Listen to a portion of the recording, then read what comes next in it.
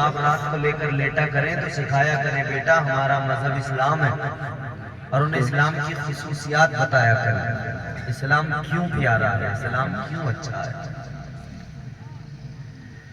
ताजदारे Medina वाली कायनात मुस्तफा जाने रहमत के प्यारे दीवानों, अल्लाह का बड़ा फजल और उसका एहसान, उसने हमें मजहब प्यारा दिया इस्लाम,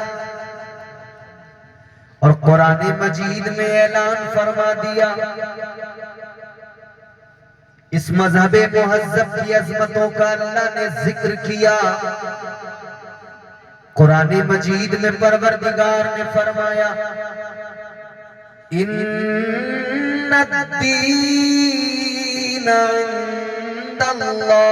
इंदल्लाहिल इस्लाम।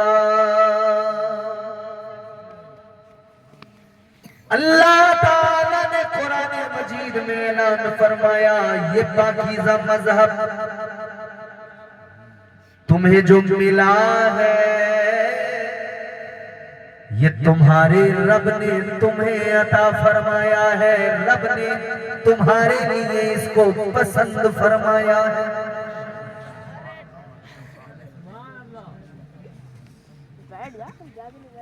अगर कोई दोस्त किसी के लिए कोई चीज पसंद करके लाए और वो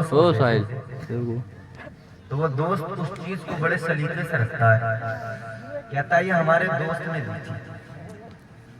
होता नहीं कोई शख्स कोई तोहफा दे दे संभाल कर रखते कि ये हमें तोहफा दे। इधर देखो मेरी तरफ, इधर देखो, यहां कोई आपको कोई तोहफा ला कर दे, आप बड़े संभाल के रखते हो। दोस्त ने तोहफा दिया है, रिश्तेदार ने तोहफा दिया है,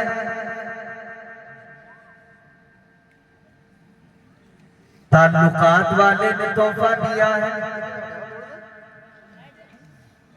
इधर हमें कोई तोहफा अगर मिल जाए हम उस तोहफे को संभाल के रखते हैं, उस तोहफे की हिफाजत किया करते हैं।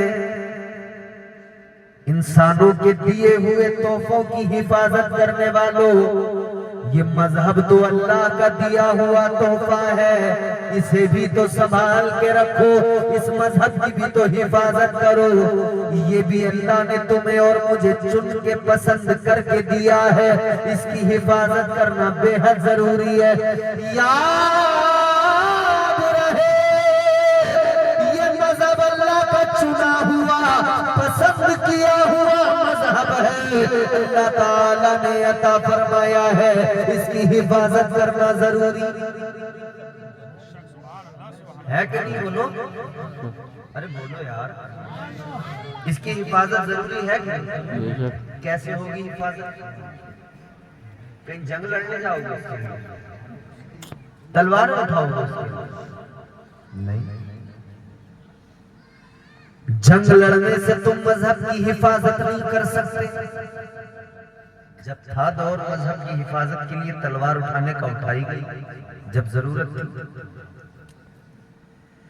आज तुम्हें तलवारें उठाने की जरूरत नहीं, इस्लाम की हिफाजत में आपको कोई जंग लड़ने की जरूरत नहीं। बस आप इतना कर लो, आप अपनी पेशानियों को अपने रब के हुजूर झुका लो, आप अपनी मस्जिदों को आबाद कर लो, आप ताजदारे मदीना की शरीयत पे अमल कर लो। यही तुम्हारे लिए, आपके मेरे लिए मजहब की हिफाजत है।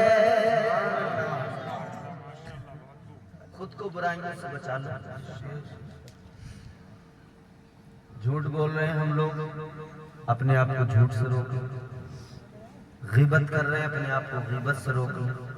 हसद है हमारे अंदर, हसद से खुद को रोक लो। चुगलियां कर रहे हैं हम एक दूसरे की चुगलियों से रोक लो।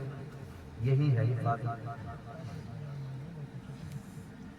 लालच हमारे अंदर आ गया है, अपने आप को लालच की बला से हम पाक कर ले, यही मजहब की हिफाजत है। इस्लाम पे अमल करना मुश्किल नहीं है, दुश्वार नहीं है, बिल्कुल आसान है। अल्लाह ताला उतना ही बोझ डालता है जितना बंदा संभाल सके, मगर अल्लाह ताला तो इतनी बोझ डालता है जितना संभाल सके बंदा। मगर मुझे लग रहा है कि जलसे की कमेटी ने आपको बोझ ज्यादा डाल दिया आज। इतना बोझ डालना नहीं चाहिए था। याद रखो जो हमारे अंदर लालच, गीबत, चुगलखोरी, झूठ, हसद, बुग़्ज़, कीना, शराब नोशी, जिनाकारी, बदकारी, ये तमाम चीजें जो हमारे मुआशरे में हैं, इन पे अगर हमने काबू पा लिया, यकीनन हम इस्लाम की हदों की हिफाजत करने वाले बन गए। लालच आज हमारे अंदर बहुत ज्यादा है अजीजों। जरा सा कोई 4 पैसों का लालच दे, हम दीन धर्म बेचने को तैयार। 4 पैसों का लालच कोई हमें दे दे, हम शरई तकाज़ों को भूल जाती हैं, दीन मुस्तफा की हदों को भूल जाते हैं। आओ मैं आपको एक ऐसे इंसान की बात बताऊं जो अल्लाह के पैगंबर जनाब हजरत ईसा अलैहिस्सलाम के साथ था। सुभान अल्लाह। पैगंबर खुदा अल्लाह ताला के पैगंबर जनाब हजरत ईसा अलैहिस्सलाम, क्या शान हजरत ईसा अलैहिस्सलाम की। अल्लाह ताला ने कुरान मजीद में फरमाया, व उबरिउल अकमह वल अबरस व उहयिल मौता बिइज़्निल्लाह। हजरत ईसा अलैहिस्सलाम को अगर किसी को बीमारी है, कोड़ का मर्ज है, बर्स का मर्ज है, आपकी बारगाह में आता, आप अगर दम कर दे, हाथ फेर दे, उसकी बीमारी दूर हो जाती। अगर कोई अंधा, कोई नाबीना आपकी बारगाह में आता, आप अगर उसकी आंखों पर फूंक मार दे, हाथ लगा दे, उसकी आंखों में रोशनी आ जाती थी।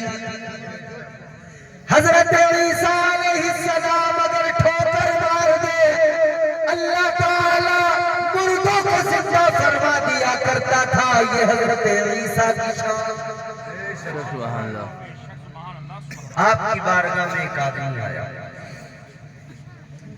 आकर कहने लगा, है पैगंबर खुदा ईसा अलैहिस्सलाम, मैं आपकी बारगाह में रहना चाहता हूँ, तवज्जो से सुनो।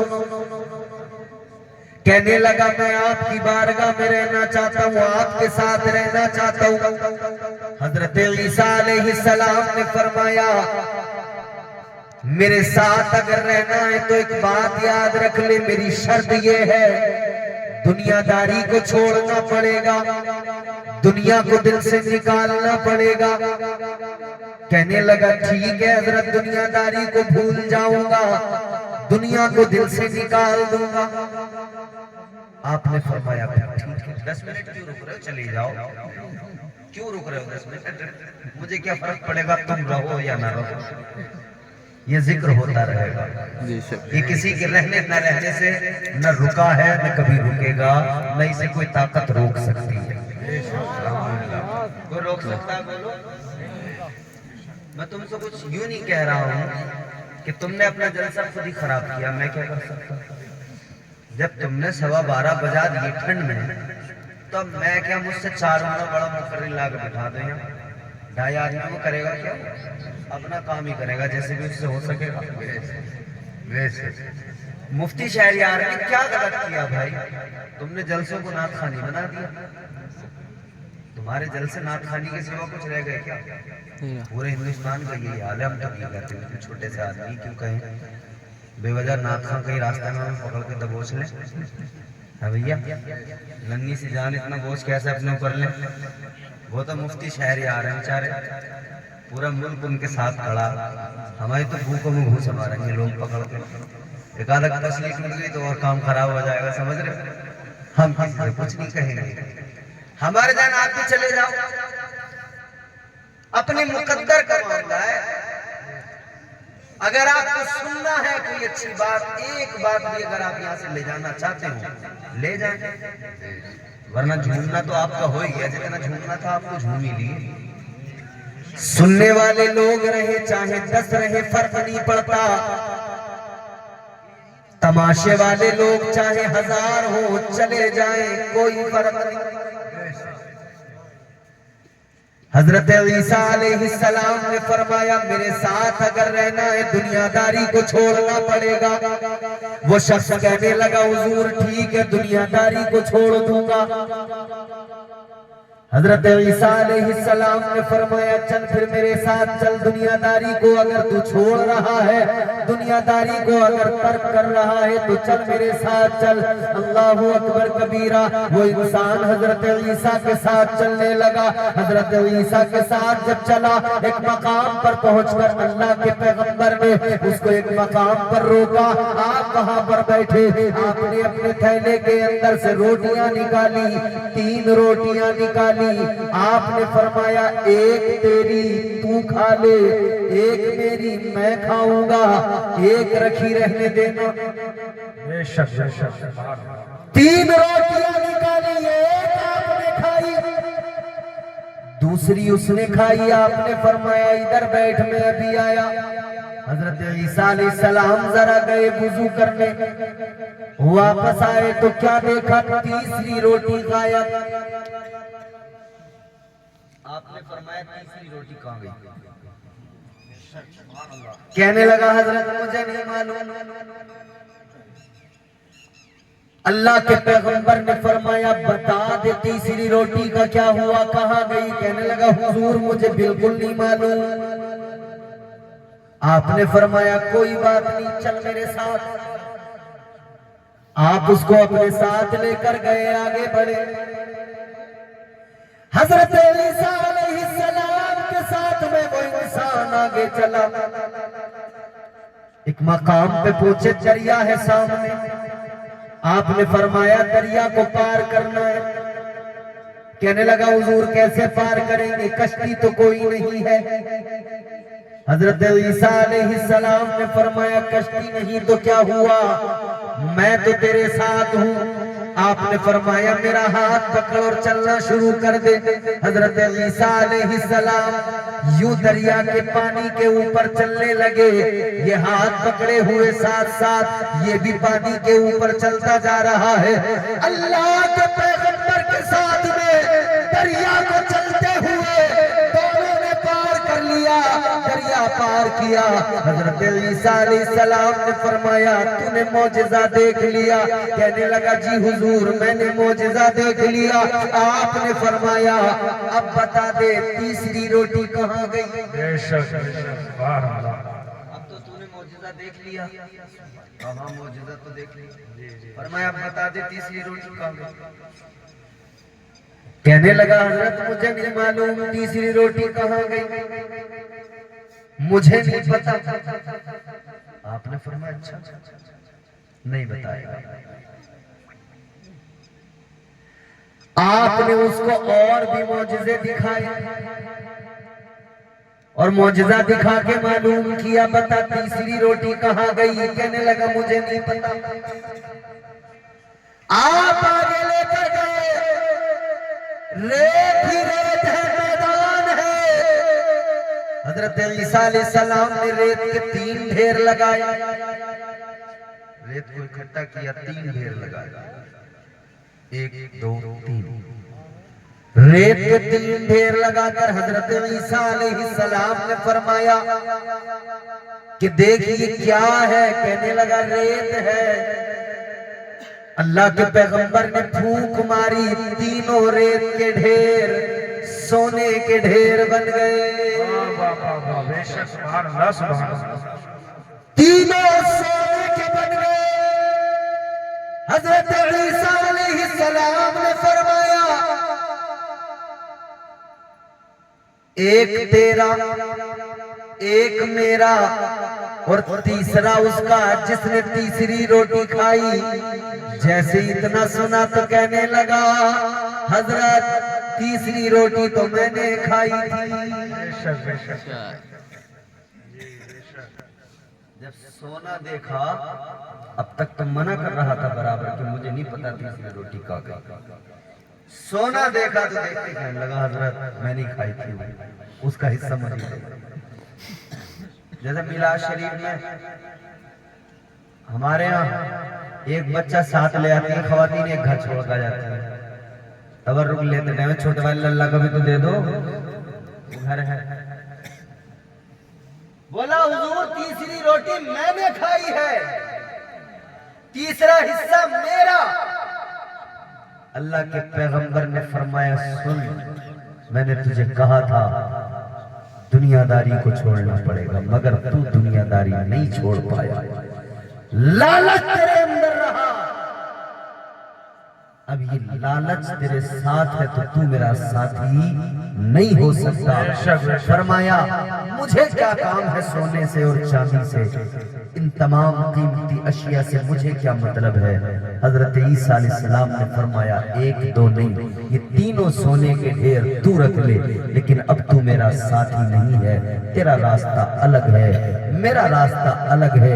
हजरत ईसा अलैहिस्सलाम चल दिए, ये अकेला वहां पर बड़ा खुश है, सोच रहा है जिंदगी मेरी बड़ी उम्दा हो गई, जिंदगी बड़े मजे में ऐश में गुजरेगी, सोना मेरे हाथ में गया है। अल्लाह अकबर कबीरा। ये इधर खुश हो रहा था, मगर खुशी ज्यादा देर टिक न सकी। डाकू आ गए, दो डाकू, एक कमजोर सा, एक मोटा ताजा तंदुरुस्त था। उन्होंने तलवार हाथ में पकड़ी है, तलवार दिखा के बोले, तुझे कत्ल कर देंगे, ये सोना हमारे हवाले कर दे। इसने देखा, डर गया, घबरा गया, मगर चूंकि बड़ा चालाक था और दुनियादार आदमी था, लालची बहुत बड़ा था, तो कहने लगा, भाई क्यों मुझे कत्ल करना चाहते हो, क्यों मुझे मारना चाहते हो, तुम्हें माल ही तो चाहिए। ये तीन ढेर है सोने के, दो तुम रख लो दोनों लोग, एक मैं रख लेता हूँ, तुम्हें माल भी मिल जाएगा, खून भी बहाना नहीं पड़ेगा। डाकू ने कहा, चलो, बगैर तलवार चलाए, बगैर कत्ल किए अगर माल मिल रहा है तो क्या दिक्कत है। उन्होंने सोने को बांट लिया, तकसीम कर दिया, तीन लोग, तीनों का एक एक ढेर में हिस्सा। मगर चूंकि ये लालची आदमी था, दुनियादार आदमी था, कहने लगा कि भूख लगी है, खाने का इंतजाम किया जाए। तो वो कमजोर वाला जो डाकू था, उसको भेजा गया खाना लाने के लिए, कहा तू शहर में जा, खाना लेकर आ। वो खाना लेने गया, ये दुनियादार, ये लालची इधर डाकू को वर्गलाने लगा, कहने लगा, ये जो तुम्हारे साथ में कमजोर सा आदमी रहता है, इसका काम क्या है। डाकू कहने लगा, इससे कोई डाका तो डाला नहीं जाता, बस इसका काम इतना है, ये मेरा बिस्तर बिछा देता है, मुझे पानी ला कर दे दिया करता है, मुझे खाना ला कर दे दिया करता है। ये कहने लगा, बस इतने से काम के लिए इसे तुम पूरा हिस्सा दे दिया करते हो। उसने कहा, हाँ, इतने से काम का पूरा हिस्सा दे दिया करता हूँ। ये लालची दुनियादार कहने लगा, तुम्हें क्या जरूरत है अपना माल इतना बांटने की, इस कमजोर आदमी को साथ रखने की। वो छोटी मोटी चोरियां थी कि जब तुम्हें छोटा छोटा हिस्सा मिलता था, थोड़ा सा माल चुराते थे, अब तो इतना ज्यादा सोना मिला है। इतना ज्यादा सोना मिलने के बाद भी आपके अंदर कोई अक्लमंदी नजर नहीं आ रही है। कहने लगा, आपको तो ये चाहिए, इतने सोने में सारी जिंदगी खुशी से गुजार लेंगे, सारी जिंदगी ऐश में गुजर जाएगी, क्यों इसकी जरूरत क्या। कहने लगा, ये खाना लेकर आए, इसको कत्ल कर दो, इसका हिस्सा भी हम दोनों बांट लेंगे, फिर हमारा सोना हमारा माल बढ़ जाएगा, हम दोनों और ज्यादा अमीर हो जाएंगे, हमारे पास में माल ज्यादा हो जाएगा, इसकी जरूरत कोई नहीं है। इस लालची आदमी ने उस डाकू के दिमाग में बात डाल दी। डाकू कहने लगा बात तो तू ठीक कह रहा है, ऐसा ही किया जाएगा। मशवरा हो गया, बात हो गई, क्या आएगा उसे फौरन कत्ल कर डालेंगे, जैसे ही आएगा उसकी गर्दन को उतार देंगे, मगर लालच बुरी बला है। सुभान अल्लाह। आपने सुना है ना लालच बुरी बला है कि नहीं? जी जी बेशक। लालची आदमी का अंजाम बुरा होता है, जानना। बेशक लालच बुरी बला है।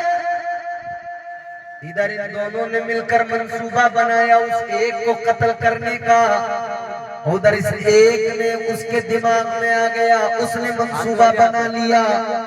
उसने सोचा कब तक इनके बिस्तर लगाऊं, कब तक इन्हें पानी पिलाऊं, कब तक इनके खाने ला कर दूं। वो खाना लेने गया था ना, उसने कहा कब तक इन्हें खाना ला कर दूं, कब तक इनके बिस्तर लगाऊं, कब तक आखिर इन्हें पानी पिलाऊं, कब तक इनके काम करूं। कहने लगा आज मौका मिला है, माल इतना ज्यादा है, सोना है, अगर आज मैंने जहर खाने में मिला दिया, वो खाएंगे दोनों मर जाएंगे, सारा माल मेरा हो जाएगा, सारा सोना मेरा हो जाएगा। उधर उसने खाने में जहर मिला दिया। अब देखो लालच क्या है, उधर उसको भी लालच आ गया, इधर इन दोनों को भी लालच आ गया। ये दोनों तैयार बैठे थे, जैसे ही आएगा कत्ल कर डालेंगे। उसने उधर खाने में जहर मिलाया था कि जैसे ही खाएंगे दोनों मर जाएंगे। वो उधर खाना लेकर आया, इन दोनों ने उसे देखा, खाना लेकर रखा और हमला कर दिया, उस पर टूट पड़े, कत्ल किया, दरिया में डाल दिया। अब दोनों बड़े खुशमाल, सारा हमारा हो गया, जिंदगी बड़े मजे में कटेगी। अजीजाने गिरामी उल कद्र, गौर करो, ये खुशियां मना रहे थे, जिंदगी मजे में कटेगी, मगर जैसे खाना खाया जहर ने अपना काम किया। दोनों तड़प रहे थे, कोई बचाने वाला नहीं था, रो रो के चिल्ला के कह रहे थे आज कोई आए हमारा सारा माल ले ले, हमें बचाए, हमारी जिंदगी बच जाए, हम सारा माल देने को तैयार है। मगर कोई नहीं आया, सारा सोना पड़ा रह गया, दोनों जहर से तड़प तड़प के मर गए। बेशक बेशक सुभान अल्लाह बेशक। ये लालच का अंजाम है। जी जी बेशक। ये दोनों जहर से खाने के मरे, और वो कैसे मरा? इन दोनों ने उसे कत्ल कर डाला, मर गए तीनों, सोना उधर पड़ा रह गया। अब अच्छे से जरा दिमाग पे जोर डालो, इधर हराम की दौलत चाहे जितनी कमा लो, लालच बुरी बला है, याद रखना, सारा माल तिजोरी में रह जाएगा, मौत आएगी कोई बचा नहीं पाएगा। बेशक बेशक सुभान अल्लाह। अगर मौत से कोई बच सकता तो ये कितने बड़े बड़े उद्योगपति, कितने बड़े बड़े ताकतवर बादशाह दुनिया में आए थे, कोई बचा? बोलो। कारून बड़ा खजाना था उसके पास में, बड़ा माल था, बड़ी दौलत थी, बच न पाया, बल्कि अल्लाह का अजाब आया तो अपने खजाने के साथ जमीन में धंस गया, अल्लाह ने धंसा दिया। कारून बनने की कोशिश न करना, फिरौन बनने की कोशिश न करना, बल्कि जिंदगी कायदे सलीके करीने से गुजारो। लालच को निकाल दो अपने दिलों से, माल दौलत की हिर्स निकाल दो। माल दौलत अल्लाह अता करे, उसका शुक्र अदा करो। अल्लाह अगर नवाजे तो खैरात भी करो, सदका भी दो, ज़कात भी दो, मगर लालच दिल के अंदर न पालो। वरना कितने लालची देखे अस्पताल के बिस्तर पर तड़प तड़प के मर गए, मगर उनका पैसा उन्हें बचा न पाया, उनका माल उन्हें बचा न पाया, उनकी दौलत उन्हें बचा न पाई।